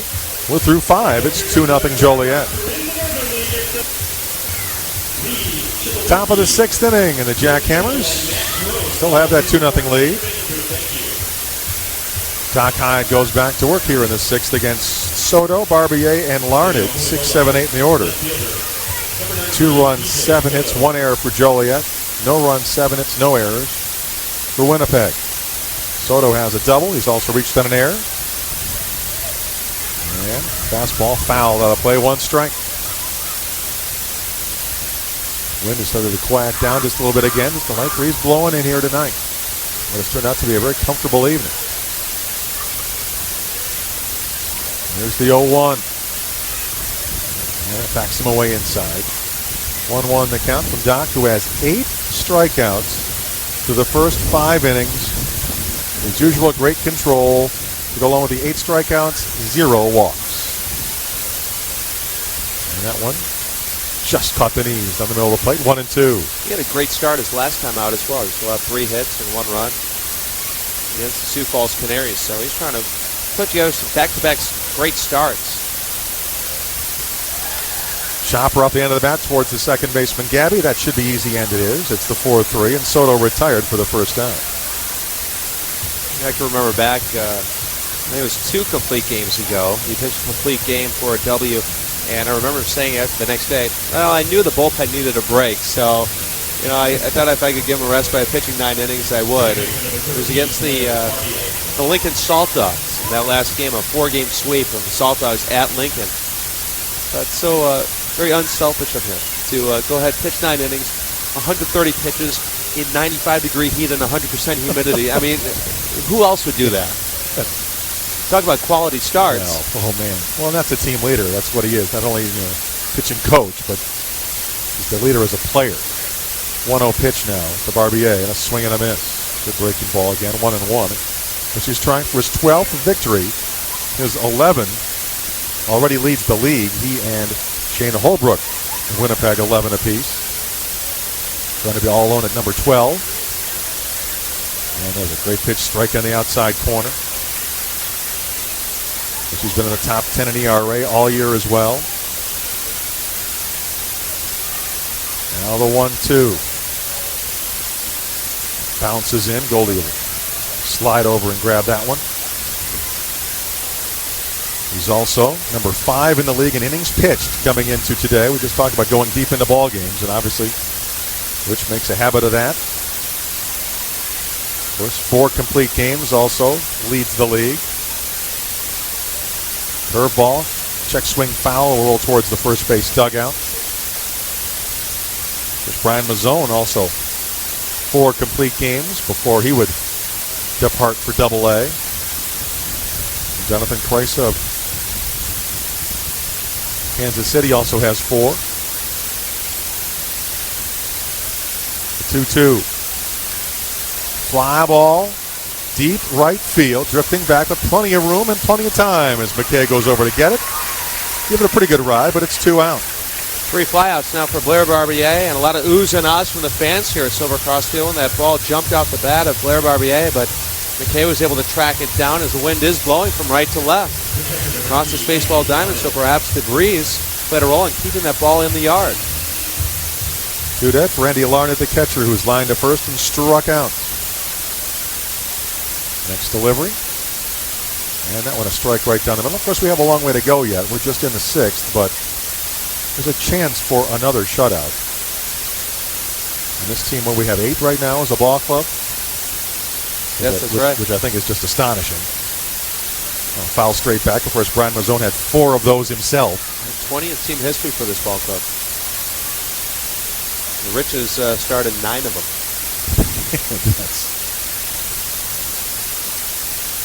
What? It's just a really impressive stat is all that is. There's just no other way to say it. I'm trying to come up with something else other than really amazing or really impressive. But those are the 2 descriptions that come to mind. The 0-2. Swing and a miss. He did go around, did he not? Oh, boy, I thought he did. They appeal. Say no. It looked like it to me, but it's a pitch breaking down and away. And, well, I guess he maybe did hold up. It was pretty close. Larned gets another life, and the 1-2 pitch here. That one bounces in. Takes that one all the way. This monitor for us has been wonderful here in the broadcast booth. That was a great addition a couple weeks ago. The replay is right here for us. Yes, we do have the luxury, as we say, of the in-house cameras, and everybody gets to enjoy the in-house cameras on the internet. Chopper to the right side. Again, about a 4 or 5 bouncer, but Gabby should be there easily enough, and he is for the 4-3 to retire the side. No runs, no hits, no errors, nobody left on. Nice 1-2-3 for Doc Hyde. Bottom of 6 on the way. Still 2-0 Joliet. So bottom of 6. Joliet on top 2-0, and it'll be LeCaff, Goldbach, and McKay due up. 6-7-8. LeCaff has flown to center, bounced to third, so he's 0 for 2 as he will step in against Luque. Now the 2 runs have basically stood since the second inning, but Bryan, it's about time for a little insurance because it's getting late, and as well as Rich's pitching, 2 is not a very comfortable lead. Yeah, I'd say so, Mark. I mean, this is a ball club that needs to make the most of more opportunities here. And they really need to put this game out of reach. And I think really put an exclamation point not only on this ball game, but also on this series. JackHammers trying to solidify that top spot in the South Division, and nothing would solidify it more than putting up maybe another 3, 4, or 5 runs in this ball game. Well, again, these games are so important right now. You don't want one mistake pitch or something to come back and haunt you, as you say. More comfort level would be nice here. See if LeCaff gets it started. And it was a Bubba Smith base hit to drive and run on the first, and Furlett did the same in the second. Only runs for anybody in this game. That one breaking ball in the knees inside corner, a strike to John LeCaff. 33 RBIs with a 280 average. And goes downstairs to get that one, but he misses, and it's 2 strikes. And Jeff Eisen coaching at third. Mike Pino over at first. JackHammers in the home whites tonight. The 0-2. Hard ground ball. That'll lance off the fence in front of the third base dugout. And I wonder who came up with the larger denominations out of a Money Monday here this evening. Well, floater off the end of the bat, right center field. It goes in there for a base hit. I'll cut it off and hold him to that single, but LeCaff lead off base hit here in this 6th inning. Well, he was 0 for 7 since attending his sister's wedding. So that streak's over. So that's a good thing. So the sister could be back on his good side now. You know, congratulations to her for getting married. That's but, right. You know, from a baseball standpoint, 0 for 7 since the wedding. I mean, what's up with that? You can't have that. Jeff Goldbach. He has singled and scored. He has also tapped out to the mound. With a first and the runner back. You might have had too much fun at the reception. I don't know. Is there such a thing? Probably not. Come to think of it. I still can't get over the plate that they have U63 on the play. Still one of the best scoring plays in the history of baseball. Well, except sadly, we had to cross out the U63 because they said it was actually a dead ball, and that one floats in for a strike. And you looked it up, and apparently that is the correct call. I guess I've just never seen that before. Because it hit the umpire before a fielder touched it. Or had a chance to touch it, I guess. Or had a chance to touch it, yeah. Well, Rob Zelinka is still stretching out in the middle of the field. 1 on, nobody out. The 0-1. Outside for a ball. Rob's not one to say, all right, I've had enough today. You know, I'm too much damaged goods today. I'm leaving the ballpark. Just rubs some dirt on and stays out there. Chews his gum a little bit harder. On a first and the runner back. And if I'm that piece of gum, I'm hating life right now because he has chewed the heck out of that piece of gum. Biting the bullet out there. Surprised the umpire was not in the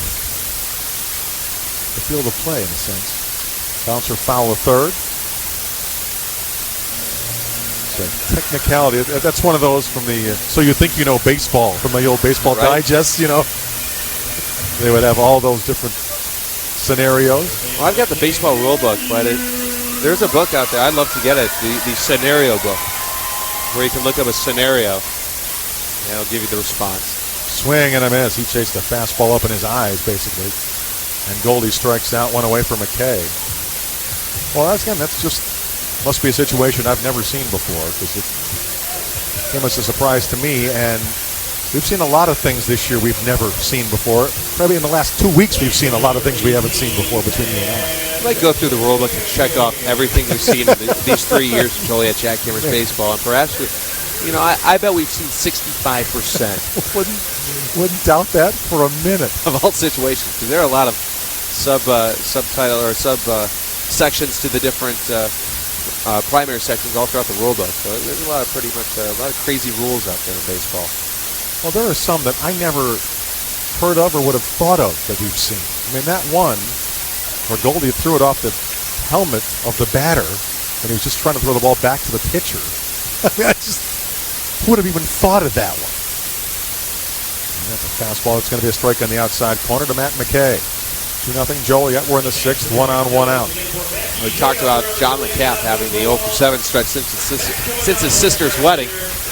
Well, Matt McKay, 0-for-30 in his career against the Winnipeg Goldeyes. That's all this season. The 0-1, way high, 1-1 the count.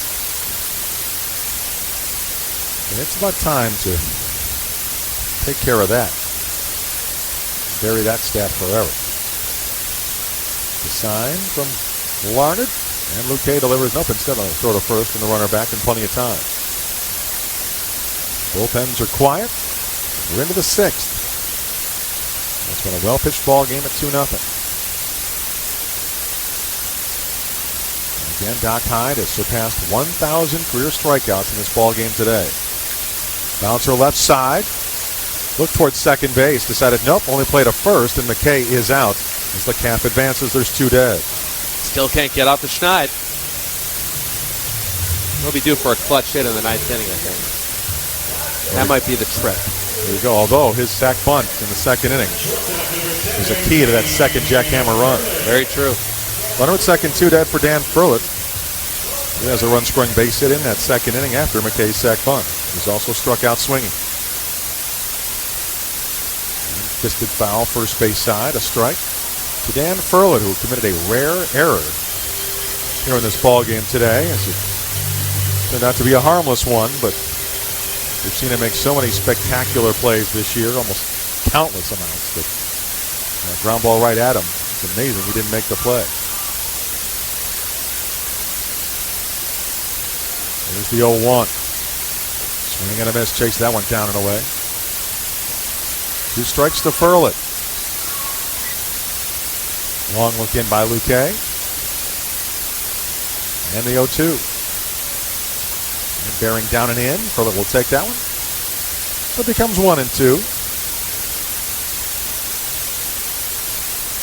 For Doc in the 7th inning, he'll face 9-1-2 in the Winnipeg order. Forbes, Scalabrini, and Poulin.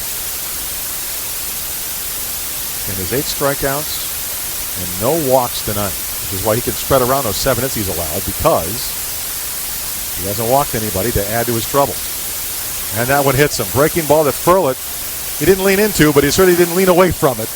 He takes one for the ball club, and it's 1st and 2nd, 2 out for Jermaine Allensworth. Second time today that Luque has hit a batter. This time, Furlett's the lucky or maybe unlucky recipient. Well, it was Bubba who took a fastball to the thigh. This one was at least a breaking ball off the arm for Furlett. Jermaine has singled and scored, popped out to second, grounded out to third. The former Pittsburgh Pirates at 3-11 on the season coming in. He's had a great year, and he's been huge for this team in the leadoff spot of the order. And that one will just kicks the outside corner at the knees for strike 1. Mark on the Avocare Major League scoreboard, the Cubs lead the Brewers 6-0 through 6, and Zambrano has a no-hitter working. Oh, mercy. A Milwaukee has just absolutely stopped hitting since the All-Star break. There's the 0-1. That pitch down and in for a ball. Plenty of truth to that tonight. That means stop hitting. Just stop. As in, like, nothing. Giving it up for Lent is in. Not at all. There's the 1-1. Hard ground ball right at the first baseman. Morrison there. He'll go to the bag and tag it himself to retire the side. So JackHammers get a couple of base runners and leave them stranded. We are through 6 innings. Joliet still hanging on to a 2-0 lead. We move along to the 7th inning here at Silver Cross Field. Joliet JackHammers lead Winnipeg by a tally of 2-0 to take us the rest of the way and hold that lead. Bryan Dolgin. Thank you very much, Mark. I will do my best. As it'll We're be counting on you. Thank you. Just want to say good luck. We're all counting on you. You know, I said that to Jeff Eisen before the ball game today. I opened his door. I said, just want to say good luck. We're all counting on you. And I left. It's just down and away in the count. 1 ball and no strikes. I had not done that since the very beginning of the season. I don't know if that's a good omen or not. You might have to go back to eating filet of fish or Chinese food for some reason. Good breakfast.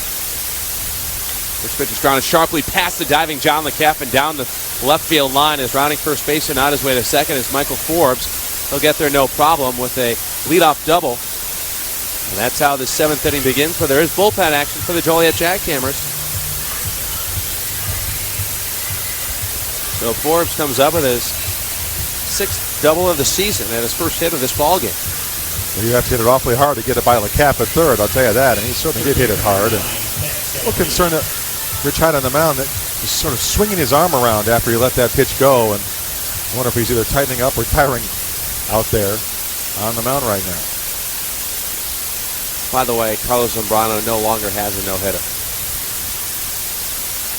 Next pitch is chopped on the left side. This one's fielded by LeCaff. Looks back to base runner at second, then throws to first. He gets a very tough out, and Pat Scalabrini for out number 1. So basically you jinxed it by mentioning it? I don't mind that. That's fine. Yeah, I know a lot of people are probably saying, you jinxed it. I know, I don't believe in that stuff. I don't either. No, and I have heard people who get seriously unhappy with announcers and things when they mention those types of details. And I think you agree with me. Our job is to tell people what's going on. You know, it's like if you want to have your own superstitions, you know, throw salt over your shoulder. That's out of my control. But, you know, we need to tell people what's happening. Kick and the pitch. Max Pullen, it's looked at down and in, 1 ball and no strikes. Well, one thing that has happened tonight also is that Detroit shut out the White Sox 7-0 in Detroit tonight on the Advocare Major League scoreboard.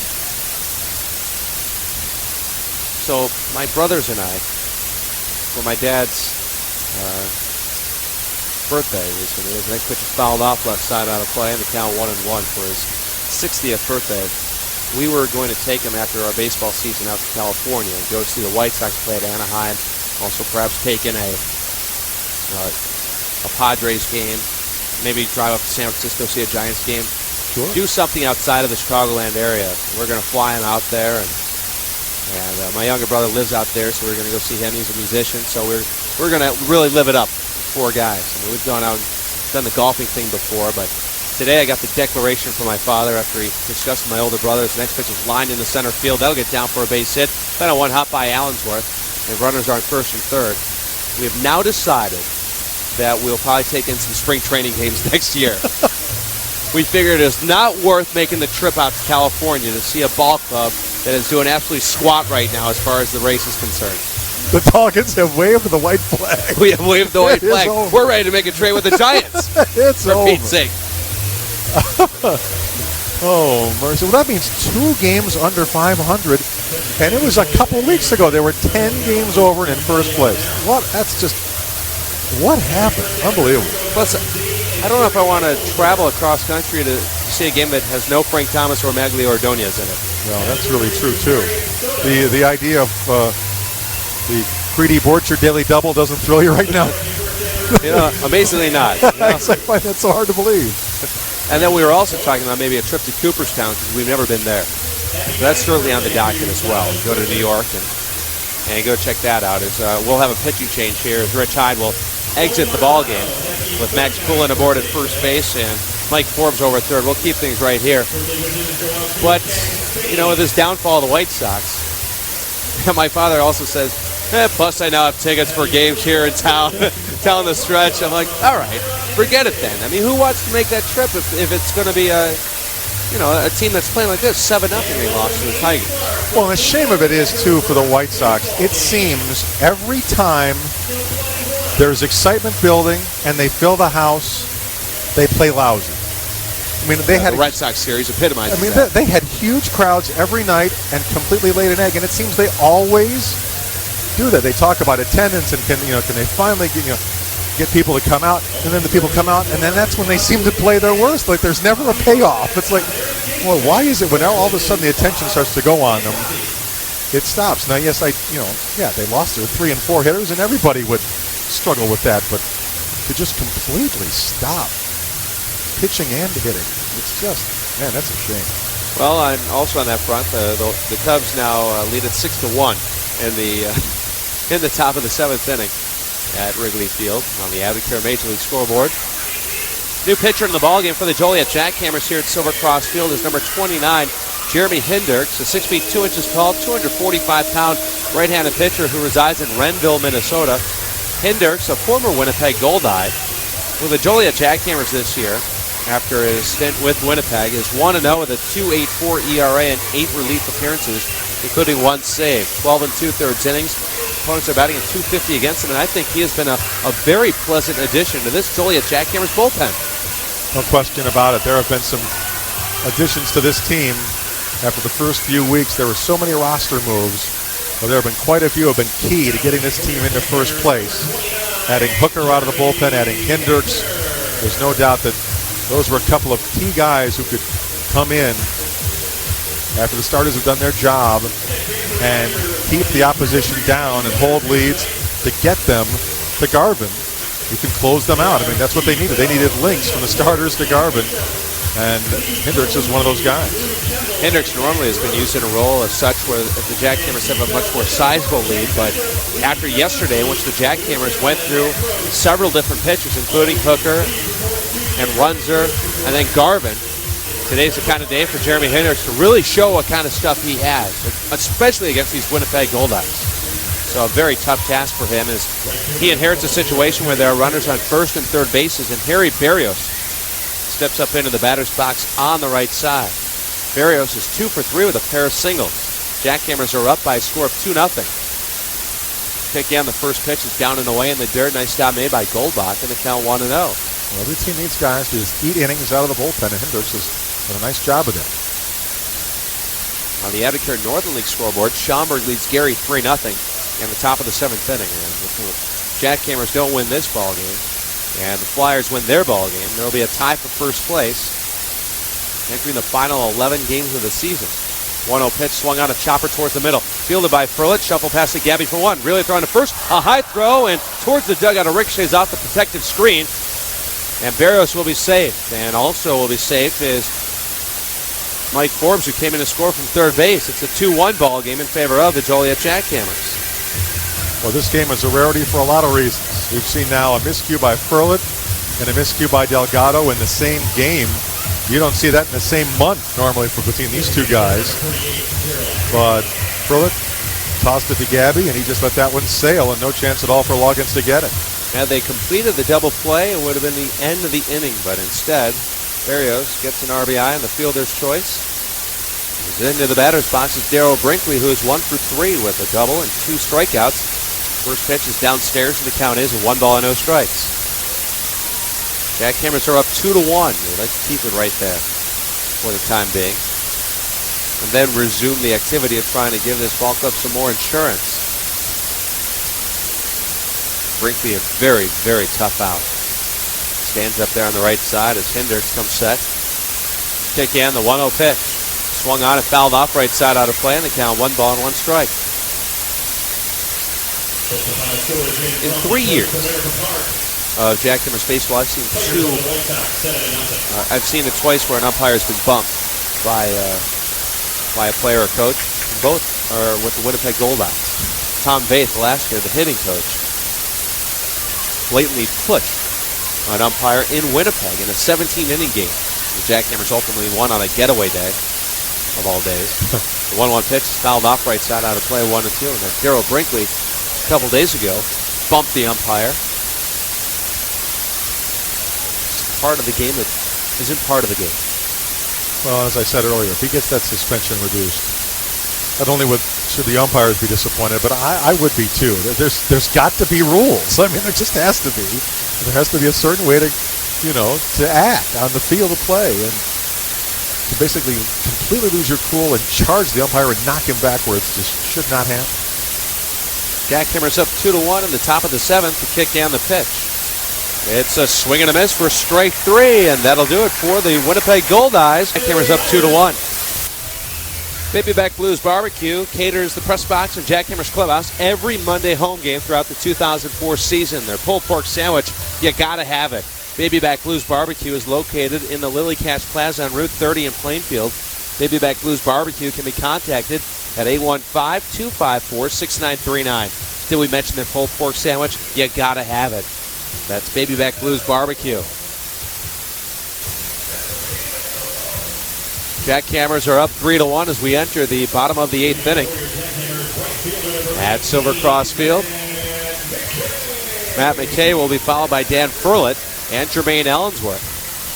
But Baby Back Blues Barbecue today, instead of the pulled pork sandwiches that we've had just about every other Monday night, we placed an order today. We rarely place an order for dinner. But we wanted to test out Baby Back Blues Barbecue and see what else they had on the menu. So we had rib tips, we had pulled chicken, corn on the cob, and coleslaw. I laugh out of great amazement of how delicious that meal was. Their pulled pork, you gotta have it. But man, you gotta have that pulled chicken and those rib tips. Corn on the cob was so sweet. So good. I'm still hungry. There was some corn left, I know that. I might have a few ears before I head on home. Not a bad idea. Maybe try to drive down I-80 with trying to eat corn on the cob. Next pitch bunted up over the pitcher. It drops down, and Scalabrine tries to barehand it, but can't find a handle. And Matt McKay gets an infield single on the bunt single, and that erases the 0-4-31 stretch against these Winnipeg Goldeyes. The fever has broken, ladies and gentlemen. And a little bit of luck involved there. He just happened to place that in the right spot over at the pitcher's head, as you said. And by the time anybody else could get there, it was too late. And McKay is on. Well, I mentioned he might have that clutch hit later on down in this ball game. And it may not be a clutch hit, but you know what? It sets the table for Dan Furlett and the rest of the lineup. First offering to Furlett. He bunts it up the first base side. Picked up by Goldeyes, who throws it over to first base. The sacrifice is complete. The third sack bunt of this ball game for the JackHammers. Well, although in a sense, Winnipeg was lucky on that one because that was a fastball right at Furlett that could have very easily hit him in the chest. As it was, it hit the bat. I mean, Furlett didn't have a chance to move anything out of the way. It just happened to hit the bat, and it goes into fair territory and works as a sacrifice bunt. But it was almost a hit batsman. JackHammers trying to manufacture another run as Jermaine Ellensworth steps up into the batter's box on the right side. It's 1 for 4 with a single and a run scored. That run scored gave him 62 on the season. Give him the most ever by a JackHammer in 1 year as the next pitch looked at downstairs. 1 ball and no strikes. JackHammers up 3-1. They've out-hit the Goldeyes 10-9 and marked some great news in Northwest Indiana. In the bottom of the 8th inning on the Advocare Northern League scoreboard, Gary leads Schaumburg 6-3. My goodness. Kick and the 1-0 pitch looked at for a strike in the count, 1 ball and 1 strike. We were not really counting on any help from Gary in that series at all, the way they've been struggling. None whatsoever. So to even take one with that'd be great. JackHammers trying to take care of business here at Silver Cross Field. The volleys come set. The righty looks back at second base. The kick and the 1-1 pitch looked at down and in. The count moves to 2-1. Well, Rob Garvin, who leads the world in appearances, he is once again getting loose in the bullpen. Remember Matt Hammonds and Brent Franklin in year number 1? They both pitched in 44 games, and that was in a 90-game season. Absolutely. Garvin's not far off. This will be his 40th, I believe, and we got a long way to go yet. 2-1 pitch, smoked out into left center field. On the run is Mike Forbes. He goes back towards the warning track, dives for it. He cannot, but he does make the play. What a grab made by Mike Forbes, and retreating back to second is Matt McKay. Well, we talk about the good luck for McKay and dumping one over the pitcher's head to get a base hit. This is bad luck for Allensworth because he absolutely crushed that baseball, which he thought was going to be in no man's land. But a running, diving catch in left center field. Just an outstanding play to rob Germain of at least a double. McKay stays at second base, and that brings up Gabby Delgado, who has extended his hitting streak earlier today to 8 games. He's 1 for 3 with a single. He also has one of those 3-sack bunts. First conference of the mound. Larned talks things over with Ovales. Good music being played here for Gabby.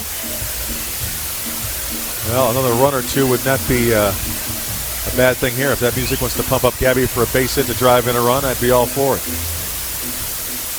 3,380 fans here today on a Money Monday, as now Rick Forney comes out, and that'll be it for Ovales. As Rob Zelinka, he indicates that, hey, that line shot I took earlier in the ball game, no effect whatsoever. He hustled down that third base line. He even made a personal visit to the bullpen mound to tell the relief pitcher he's in the game. Well, I think he just wants to keep that leg moving. If he stands still, it'll stiffen up on him. So I think he's just trying to do whatever he can to just keep moving around, because once he sits, he's going to be in trouble tomorrow. He's going to be one sore man. If it's possible, if Rob Zelinka is an umpire for that last 3-game series against the Schaumburg Flyers, I hope fans don't come for the game. They come to see Rob Zelinka, because that guy is a circus act on the field. Watching him yesterday, calling the balls and strikes, he was so animate. And then if there was he got hit a couple of times with pitches. I mean, wincing in pain. His expressions are priceless. And then when he got drilled by the line shot earlier in this ball game, all the stretching that he's done, the chewing of the gum. This guy's got a lot of activity, a lot of spunk, a lot of chutzpah. And he and Jeff Isom are having a nice little conversation right now during the pitching change as well. And he's someone who has fun at this game, that's for sure. JackHammers up 3-1. 1 run, 9 hits, and no errors for the Winnipeg Goldeyes. 3 runs, 10 hits, and 1 error for the Joliet JackHammers. A southpaw is getting warm on the mound.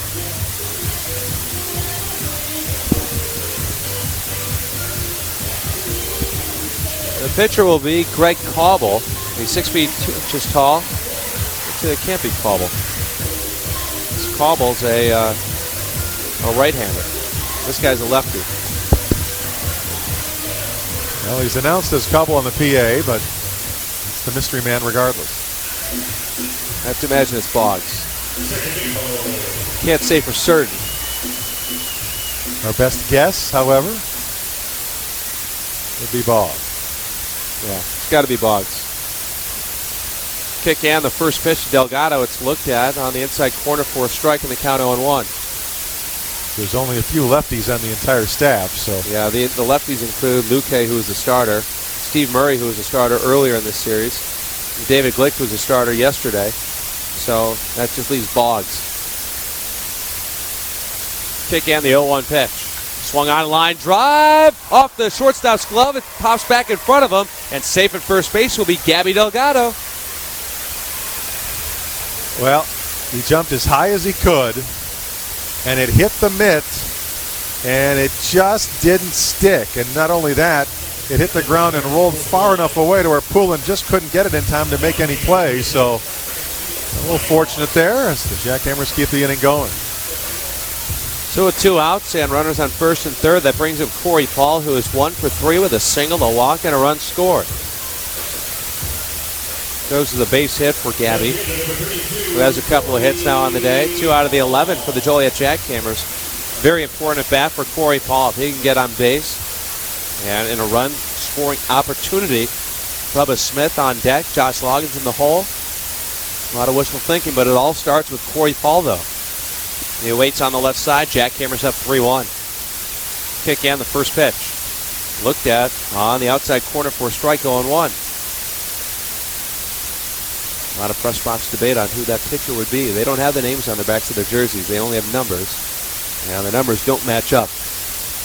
And by the way, in the offseason, There was a pickoff at first base, and I believe time had been called. Otherwise, I believe he was going to be picked off at first. They were going to ring him up, but I think Rob Zelinka had called time. So, again, the JackHammers a little fortunate there. A wry smile from Corey Paul looking down in that dugout of the Joliet JackHammers. Corey steps back up into the batter's box out on the left side. JackHammers up 3-1. It's the bottom of the 8th inning. Trying to add some more insurance runs. As the kick and the throw on over to first base, and back and safely standing up is Gabby Delgado. I was going to say, any off-season meetings, I want to toss out and make that mandatory. There needs to be names on back of uniforms because it's a beautiful thing to have JackHammers see their names, you know exactly who we're talking about. Well, the JackHammers have their names on the backs of all their jerseys. Yep. Unless you're a newcomer. If you joined the team in the last day or two, you don't have it on your jersey. And not every team has it on their jersey. Yeah, I think that should be a rule. I really do. Just for the fans in the stands and everybody. I just think it makes sense. Pick on the next pitch. Looked at down and away. Gabby took off for second, and he will steal second base. His belly flop into second base. He didn't really need to slide, of course. There wasn't any throw, and nobody even covering in case there was a throw. But that was the best slide we've seen without a throw. Just glad he didn't jam his hand or something like that in a slide that's unnecessary. 2 RBI opportunity for Corey Paul as he stands up there on the left side of home plate. JackHammers are up 3-1. Bubba waits on deck to kick in the 1-1 pitch. Outside all the way to the backstop is charging hard coming in to score from third base is Matt McKay, and the JackHammers go up 4-1 on the wild pitch. Well, Matt gets on base, a little blue bunt.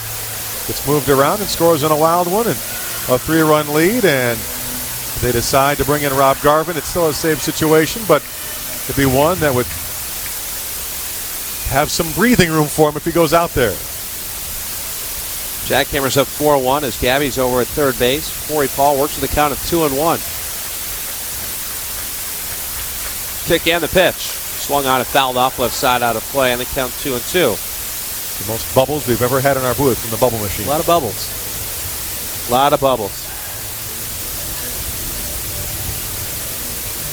It's kind of the anticipation for Bubba Smith, I believe.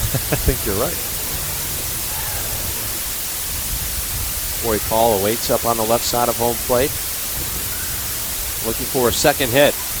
Boggs comes set to kick in the 2-2. Swung on and hit in the air out towards right center field. Going back is Blair Barbier, the second baseman, coming in the center fielder, but it's Barbier making the catch for out number 3. The JackHammers, they score some insurance runs. They actually won more here in this 8th inning.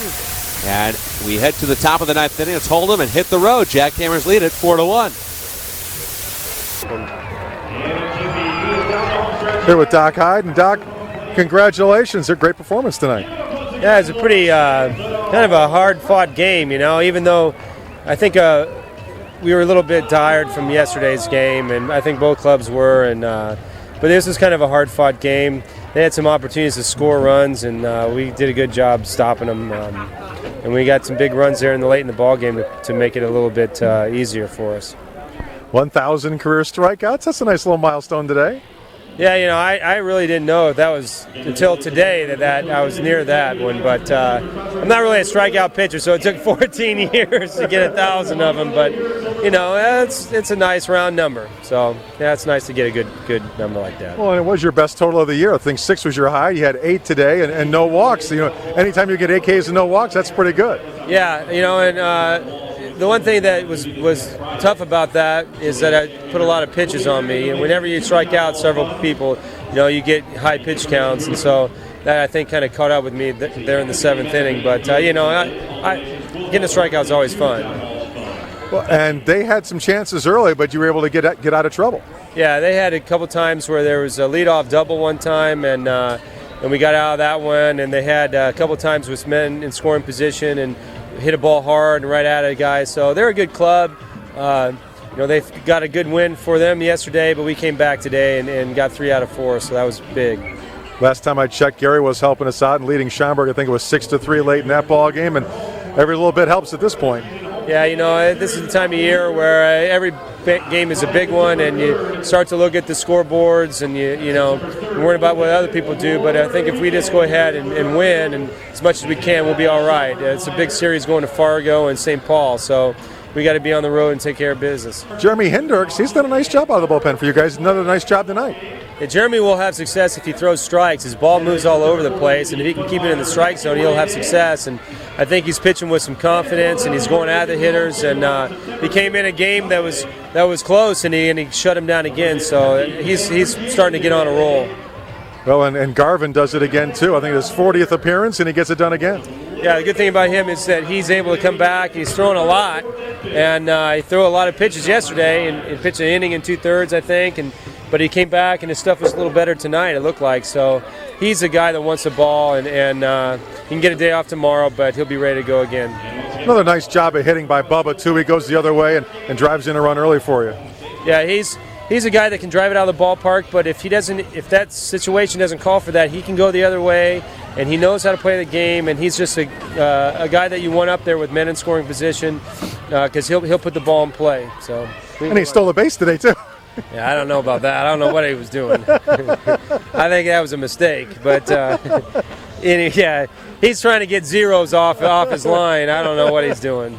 Well, whatever he's doing, he's able to keep it up. But when you guys did execute, you played small ball. You sacrificed bunter, and you got guys in. Yeah, Danny Furley did a good job tonight getting the bunt down, and we moved some. Gabby got a bunt down and moved the guys over, and those are the little things that don't show up always in the press, but they're the things that help us keep in the ball game. And 12 wins for you too. That's a nice number. You're getting up there.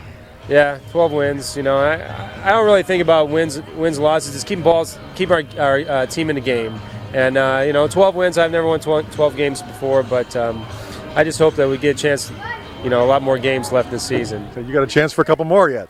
Well, yeah, I got a couple more starts, but if we can get into the playoffs, that's where they really count. So, congratulations. Thank you. All right, Rich Hyde.